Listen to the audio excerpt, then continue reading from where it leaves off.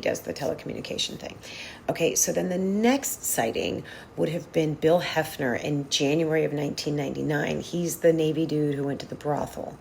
Okay, so that one guts me also. I feel so bad for him because I understand he didn't want to lose his pension. He didn't know the severity of the situation. He had seen and heard this story 1,000 times before. But at least he came forward because, again, a sign of life. So a lot of people are like shaming him and like, really, you couldn't just made an anonymous call and whatever. Again, remember, he didn't know that it was Amy Bradley, the missing woman. Then I definitely think he would have made different choices. But anyway, that's a hot topic in the comment sections. The next eyewitness was the Judy from Barbados. She saw her in March of 2005.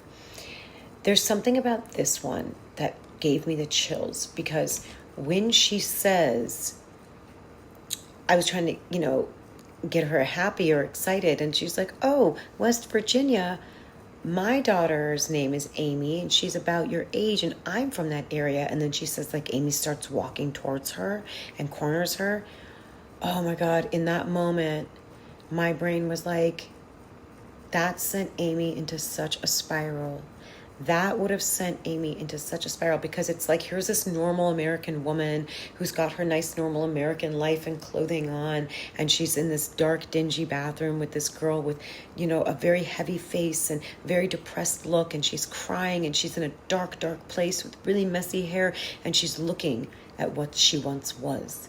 This simple, normal girl that was just about to start her perfect life. And I really think that just kind of like froze her.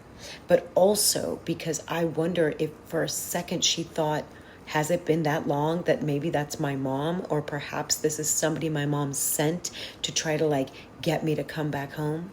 Nonetheless, I just think that moment was incredibly jarring for her because it was like her looking at her old life. Do you know what I mean? And it shuttered her, and it probably filled her with such sadness and shame, which brings me to the $1 million question of why everybody is like, why didn't she call? Why hasn't she reached out? Why hasn't she called? So many reasons, and it goes back to what I said earlier. We just don't understand the situation if that's the question that we're asking. We are Americans sitting, if you're watching this Americans sitting on American soil in a first world country where you have a very different reality than somebody in captivity. Because if you're asking that question, then you've never been in a situation where you might have to worry about the safety of others. And if you call them, they're going to be dead.